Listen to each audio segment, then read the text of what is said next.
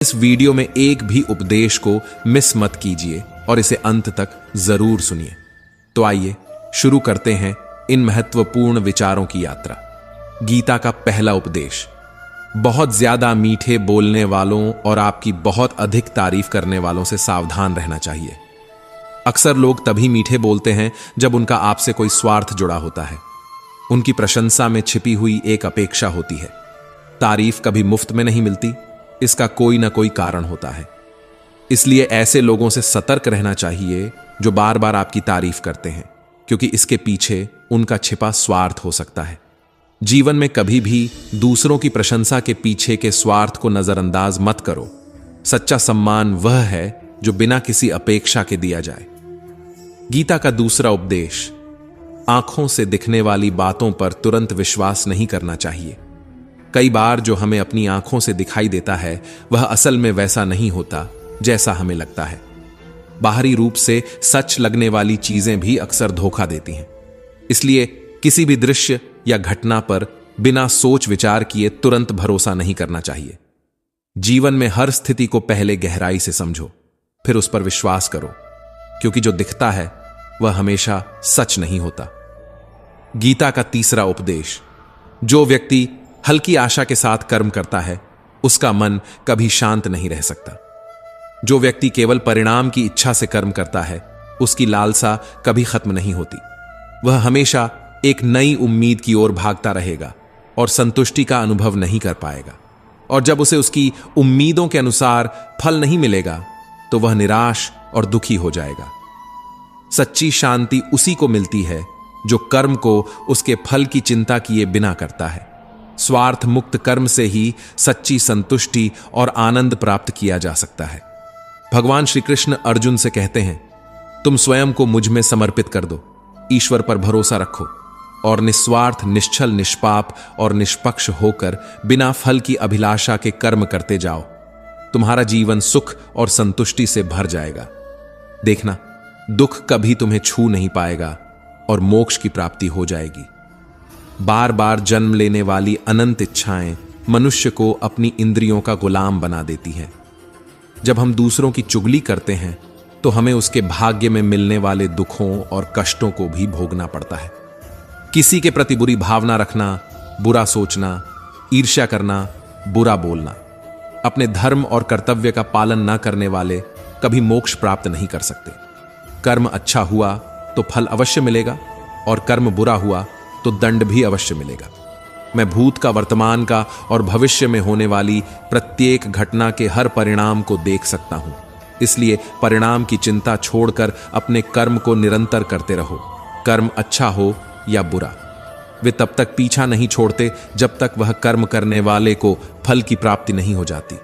यानी जब तक कर्म करने वाला अपने कर्म के परिणामों को पूर्ण रूप से भोग न ले, समय से पहले और भाग्य से अधिक कभी कुछ उसको नहीं मिल पाता। सामान्य मनुष्य सदैव सर्वश्रेष्ठ मनुष्य को देखकर उन्हीं के आदर्शों पर चलकर उन्हीं के जैसा बनने का प्रयास करते हैं। संसार तुम्हें वैसा ही देखेगा जिस मानसिक दृष्टि से तुम संसार को देखते हो। बुरी आदतें, बुरी चीजें और बाहरी सुंदरता के प्रति मनुष्य तब आकर्षित होता है जब वह अपनी इंद्रियों का गुलाम हो जाता है। जिस प्रकार जलते हुए छोटे से दिए की रोशनी से प्रचंड अंधकार भी समाप्त हो जाता है, उसी प्रकार जब आप मन में मौजूद अज्ञानता से भरे अंधकार रूपी कमरे में सकारात्मक सोच का तेल डालकर ज्ञान का प्रकाश उजागर करेंगे तो अज्ञानता रूपी समक्ष अंधकार स्वतः ही समाप्त हो जाएगा। श्रीमद् भगवद गीता का चौथा उपदेश यह है कि लोगों में अपना सहारा ढूंढना छोड़ दो। सबसे बड़ी आपके मन की यही कमजोरी होती है कि आप दूसरों में सहारा ढूंढते हैं और यही चीज आपको कमजोर बनाती है। यही चीज आपका खुद पर विश्वास खत्म कर देती है। जो लोग सोचते हैं कि यह तो मेरा सहारा है, यह तो मुश्किल वक्त में मुझे काम आएगा, वही लोग मुश्किल वक्त में सबसे ज्यादा दुखी और अकेले पड़ जाते हैं। आप सिर्फ ईश्वर को अपना सहारा बनाओ। देखना, जब भी कोई मुश्किल आएगी ना, वह किसी ना किसी को आपकी मदद के लिए भेज ही देंगे। दुनिया को सहारा मत बनाओ। जो खुद अपने लिए सहारा ढूंढ रहे हैं वह आपका सहारा कैसे बनेंगे? तो अपना सहारा दुनिया को नहीं, ईश्वर को बनाना चाहिए। गीता की 5वीं शिक्षा यह है कि क्रोध मनुष्य का सर्वनाश कर देता है। क्रोधी इंसान का कोई मित्र ही नहीं होता। हर इंसान उससे दूर भागता है। उसके सारे रिश्ते समाप्त हो जाते हैं। जो इंसान अपनी क्रोध को नहीं संभाल सकता, वह जिंदगी में कुछ भी संभाल नहीं सकता। श्रीमद् भगवत गीता का 6ठा उपदेश यह है कि ईश्वर पर भरोसा रखकर दिल से उन्हें याद करोगे तो वह अवश्य किसी ना किसी रूप में आकर आपकी मदद जरूर करेंगे। ईश्वर आपकी सुनता है या नहीं, यह आपकी श्रद्धा, विश्वास और आस्था पर निर्भर करता है। किसी का भला करके कभी एहसान ना जताएं, अन्यथा वह कर्म शून्य के समान हो जाता है और मिलने वाला यश बेकार हो जाता है। यह सोचकर कभी अभिमान नहीं करना चाहिए कि हमने कितने लोगों या जीवों की मदद की है, क्योंकि करने वाला तो स्वयं ईश्वर होते हैं। हम तो मात्र एक जरिया हैं, कठपुतली हैं। क्रोध करना व्यर्थ है। यदि आप क्रोध में आकर प्रतिक्रिया दे रहे हैं तो इसका अर्थ है कि आपको ईश्वर के बनाए कर्म के नियम पर विश्वास नहीं है। मन में शंकाओं को कभी जन्म न दें, क्योंकि ये शंकाएं हमारे मन में गलत धारणाओं के पहाड़ खड़े कर देती हैं, जिससे जीवन का सुख छिन जाता है। अगर कोई आपके साथ बुरा करता है तो समय और कर्म उसका हिसाब खुद ही कर देंगे। उपकार की बजाय परोपकार करो और चिंता के बजाय चिंतन करो। मन को नियंत्रित रखना आवश्यक है, अन्यथा यह मन आपका सबसे बड़ा शत्रु बनकर आपको बुरे कर्मों की ओर ले जा सकता है। ज्ञान सदैव बुद्धि से श्रेष्ठ होता है, इसीलिए ज्ञान अर्जित करते रहो और उसे बांटते रहो, ताकि दूसरों का जीवन भी संवर सके। एक ही व्यक्ति की बार बार मदद न करो जब तक कि वह स्वयं सक्षम न हो जाए। जो व्यक्ति फल की आशा से कर्म करता है वह उस कर्म में बंध कर रह जाता है। कोई भी इंसान जन्म से महान नहीं होता, बल्कि अपने कर्मों से महान बनता है। दुनिया और लोग वैसे ही दिखेंगे जैसा तुम देखना चाहोगे।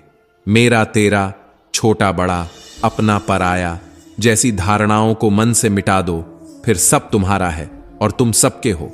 फल की अभिलाषा छोड़कर निरंतर कर्म करने वाला व्यक्ति ही अपने जीवन को सुखी और संतोषपूर्ण बना सकता है। जब तक तुम अपनी इंद्रियों को वश में रखते हो, कोई भी दुख तुम्हें विचलित नहीं कर सकता। शांति उसे प्राप्त होती है जो मैं और मेरा जैसी लालसाओं से बाहर निकल आता है। गीता का 7वां उपदेश यह है कि अपने मन को शांत रखना सीखो, क्योंकि अशांत मन जीवन में सिवाय दुख के और कुछ नहीं देता। एक शांत मन ही जीवन में प्रेम और आनंद ला सकता है। दुख और सुख दोनों मन की अवस्था के परिणाम हैं। अशांत मन दुख का कारण बनता है, जबकि शांत मन परमानंद की ओर ले जाता है। गीता का 8वां उपदेश यह है कि किसी से भी हद से ज्यादा लगाव मत रखो।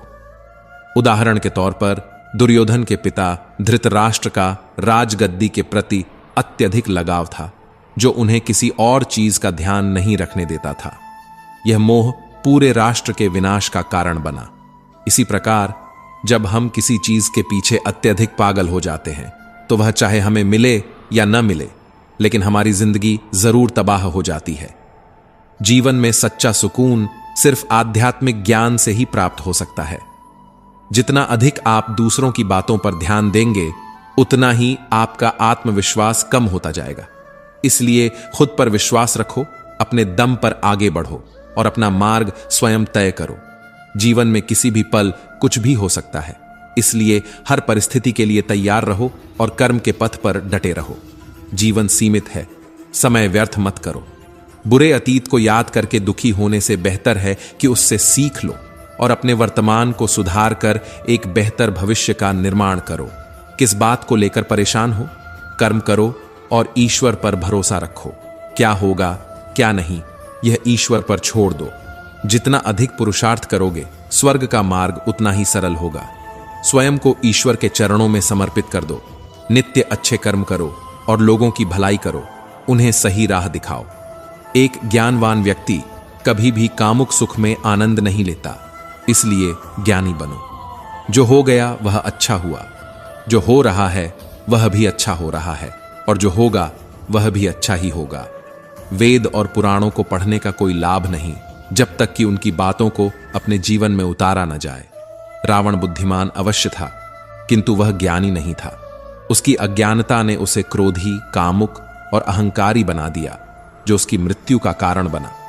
ईश्वर सभी प्राणियों को समान रूप से देखता है, किसी को भी न अधिक प्रिय है और न ही कम। जो ज्ञान केवल तुम तक सीमित है वह व्यर्थ है। उस ज्ञान का कोई लाभ नहीं जो समाज और जगत का कल्याण न कर सके। तुम क्यों व्यर्थ चिंता करते हो? तुम क्यों भयभीत होते हो? कौन तुम्हें मार सकता है? आत्मा न जन्म लेती है और न ही मरती है। यही जीवन का अंतिम सत्य है। मनुष्य के कर्म ही उसे ईश्वर के निकट या दूर ले जाते हैं। इसलिए सदैव अच्छे कर्म करो। जब जब इस धरती पर पाप, अहंकार और अधर्म अपनी चरम सीमा पर पहुंचेंगे, तब तब धर्म की पुनः स्थापना के लिए मैं अवश्य अवतार लूंगा। जो दान कर्तव्य समझकर बिना किसी स्वार्थ के किसी जरूरतमंद को दिया जाए, वह सात्विक दान माना जाता है। जिसने अपने मन को जीत लिया है, उसने परमात्मा को प्राप्त कर लिया है, क्योंकि उसने शांति पा ली है। ऐसे व्यक्ति के लिए सुख दुख, सर्दी गर्मी, मान अपमान का कोई फर्क नहीं पड़ता। जो विद्वान होते हैं वे न जीवन के लिए शोक करते हैं और न ही मृत्यु के लिए। गृहस्थी में रहकर परोपकार करना और अपने कर्तव्यों को निष्ठा से निभाना भी बड़े तप के समान होता है। गीता का 10वां उपदेश यह है कि आजकल इंसान ही इंसान का दुश्मन हो गया है। चाहे वह बिजनेस हो या रिश्ते, इंसान ही इंसान को नुकसान पहुंचा रहा है। प्रतिस्पर्धा इतनी बढ़ गई है कि एक व्यक्ति दूसरे का व्यापार छीन रहा है, नौकरियां छीन रहा है। शास्त्रों में वर्णित कलयुग के लक्षण अब सजीव हो रहे हैं। इंसान ही इंसान को खा रहा है। आजकल इंसान एक दूसरे की जिंदगी की खुशियों को निगल रहा है। जो दुखी है उसे और दुखी करो और जो खुश है उसे परेशान करो। यही आज की सच्चाई बन गई है। कहने को तो सब इंसान हैं, लेकिन इंसानियत कहीं दिखाई ही नहीं देती। एक सेठ के घर से एक भिखारी गुजर रहा था। उसने उस सेठ से कहा, मुझे एक गिलास पानी दे दीजिए, बहुत प्यास लगी है, बहुत दूर से पैदल चलकर आया हूं, मेरे प्राण निकल रहे हैं। सेठ बोला, अभी आदमी नहीं है, आदमी आ जाए तो आपको पानी दे दिया जाएगा। थोड़ी देर बाद उस भिखारी ने फिर कहा, कृपया मुझे पानी दे दीजिए, मैं चला जाऊंगा, मेरे प्राण निकल रहे हैं और आसपास किसी का घर भी नहीं दिख रहा। सेठ ने फिर वही बात दोहराई, मैंने कहा ना कि आदमी आने वाला है, वह आ जाए तो आपको पानी मिल जाएगा। तब भिखारी ने मुस्कुराते हुए कहा, तुम खुद ही आदमी क्यों नहीं बन जाते? आजकल यही तो हो गया है, कोई आदमी बनने को तैयार ही नहीं है। सब एक दूसरे को नोचने, नुकसान पहुंचाने और अपना फायदा उठाने में लगे हुए हैं। इसलिए इस युग को कलयुग नहीं बल्कि मतलबी युग कहा जाता है। गीता का 11वां उपदेश हमें यह सिखाता है कि कभी खुद को किसी का जरूरतमंद मत बनाओ। जब तक आप किसी के जरूरतमंद नहीं होते, कोई आपको दुख नहीं पहुंचा सकता और आपका फायदा नहीं उठा सकता। जिस दिन आप किसी के जरूरतमंद बन गए, उसी दिन से उसकी गुलामी करनी पड़ेगी।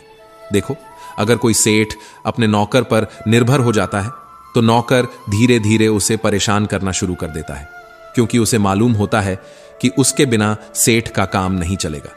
इसी तरह अगर आप अपने बॉस के गलत होते हुए भी सहन करते रहते हैं तो वो आपको टॉर्चर करता रहेगा, क्योंकि आप उसकी जरूरत में हैं। गीता हमें सिखाती है कि स्वाभिमान बनाए रखना जरूरी है। अगर आप अपनी क्षमता से वाकिफ हैं तो कोई आपका पंख नहीं काट सकता।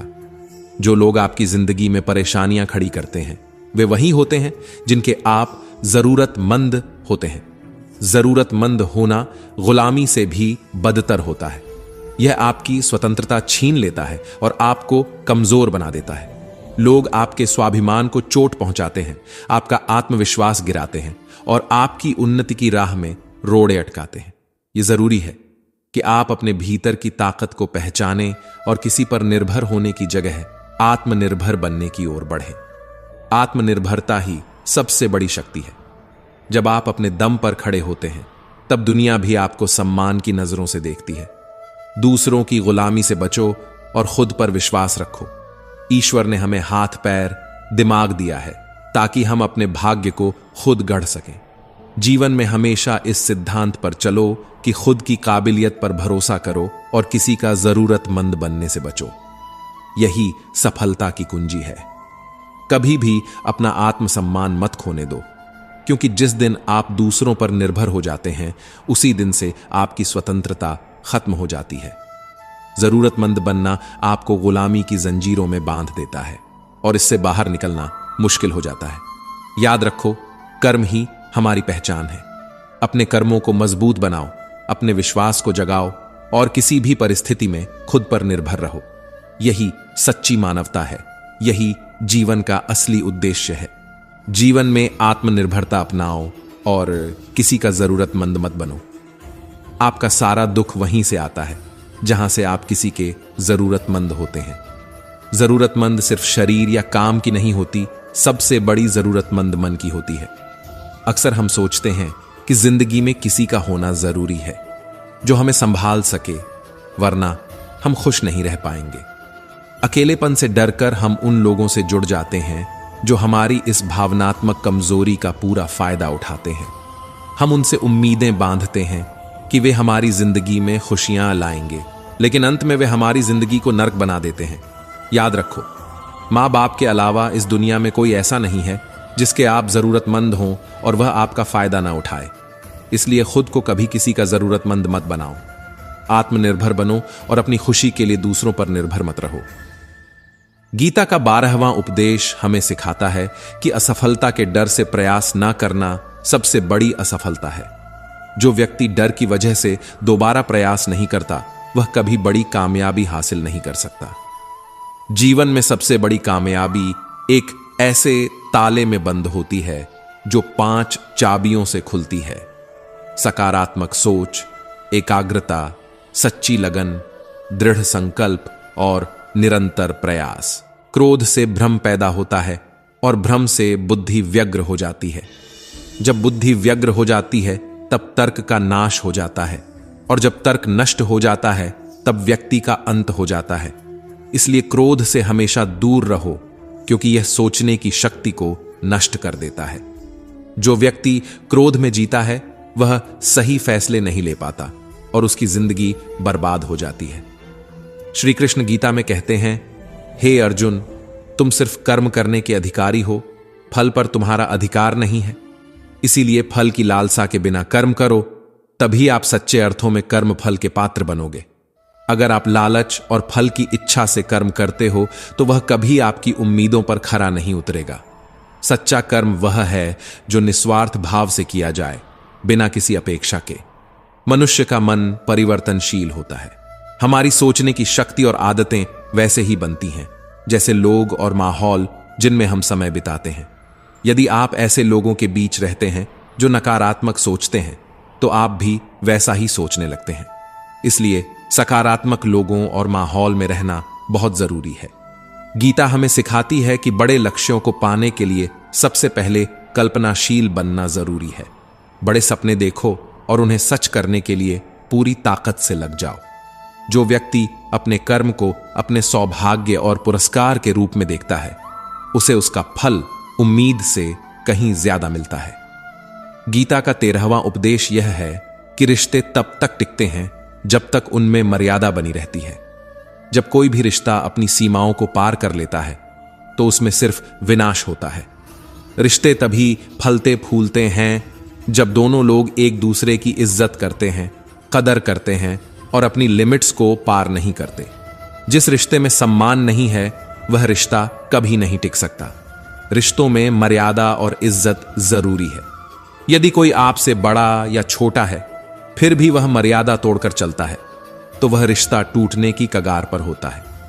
सम्मान, समझ और सीमाएं ही रिश्तों को मजबूत और लंबा बनाए रखती है। इसीलिए खुद पर विश्वास रखो, अपने कर्म पर ध्यान दो और किसी भी रिश्ते में मर्यादा और सम्मान को हमेशा प्राथमिकता दो। यही जीवन का सत्य है और यही आपको सच्ची सफलता और शांति प्रदान करेगा। खुद को आत्मनिर्भर बनाओ, दूसरों पर निर्भर मत रहो और जीवन में सकारात्मकता को अपनाओ। गीता का 14वां उपदेश यह है कि जिस रिश्ते में मर्यादा टूट जाती है, वहां केवल सर्वनाश होता है। चाहे वह रिश्ता किसी से बड़ा हो या छोटा, अगर एक बार मर्यादा टूट जाए तो वह रिश्ता कभी टिक नहीं सकता। रिश्ते की बुनियाद तभी मजबूत रहती है जब दोनों लोग एक दूसरे की इज्जत करें, कदर करें और कभी अपनी लिमिट्स क्रॉस ना करें। सम्मान और मर्यादा के बिना कोई भी रिश्ता आज नहीं तो कल खत्म हो ही जाता है। गीता का 15वां उपदेश कहता है कि जो व्यक्ति आपके सामने अपनापन दिखाता है लेकिन आपकी पीठ पीछे आपको नुकसान पहुंचाता है, ऐसे व्यक्ति से हमेशा दूर रहना चाहिए। चाणक्य ने कहा है, ऐसे लोग उस घड़े की तरह होते हैं जिसके बाहरी हिस्से में अमृत लगा होता है लेकिन अंदर जहर भरा होता है। ऐसे लोग आपको अमृत जैसा मीठा व्यवहार दिखाते हैं लेकिन असल में जहर से भरपूर होते हैं। उनसे दूर रहना ही समझदारी है, जो अपनेपन का दिखावा करते हैं लेकिन आपको पीठ पीछे नुकसान पहुंचाते हैं। इसलिए वास्तविक खुशी उन्हीं लोगों के साथ साझा करनी चाहिए जो आपके सच्चे शुभचिंतक हों। गीता का 16वां उपदेश यह है कि अपनी खुशी और दुख हर किसी के सामने प्रकट मत करो, क्योंकि लोग आपकी खुशी पर नजर लगा सकते हैं और आपके दुख पर हंस सकते हैं। दुनिया में बहुत से लोग आपके आंसुओं का मजाक उड़ाने और आपकी तकलीफों को बढ़ाने के लिए बैठे रहते हैं। इसीलिए हर दर्द सबको मत दिखाओ। लोग हाथों में नमक लिए फिरते हैं ताकि आपके घावों पर छिड़क सकें। अपनी भावनाओं को केवल उन लोगों के साथ साझा करो जो उसे समझने की काबिलियत रखते हैं। इसीलिए जिंदगी में अकेले रहना सीखो, क्योंकि यह जीवन यात्रा अकेले ही शुरू होती है और अकेले ही समाप्त होती है। गीता का 17वां उपदेश हमें सिखाता है कि कभी कभी नए की शुरुआत करने के लिए पुराने को पूरी तरह मिटाना पड़ता है। जैसे श्री कृष्ण ने कहा था, अधर्म बढ़ गया था और नए युग के निर्माण के लिए महायुद्ध आवश्यक था। ऐसे ही जब जीवन में चीजें पुरानी और भ्रष्ट हो जाती हैं तो उनका सर्वनाश जरूरी हो जाता है ताकि नए का नव निर्माण हो सके। पुराने से चिपके रहने से नए अवसरों के लिए रास्ता नहीं बनता। गीता का 18वां उपदेश कहता है कि जब भी आपको जिंदगी में अकेलापन महसूस हो, तब इस सत्य को समझ लेना कि आप इस दुनिया में अकेले ही आए थे और अकेले ही जाओगे। वास्तविकता यह है कि यहां कोई आपका अपना नहीं है। एक दिन वह माता पिता भी आपको छोड़ देंगे जिन्होंने आपको जन्म दिया।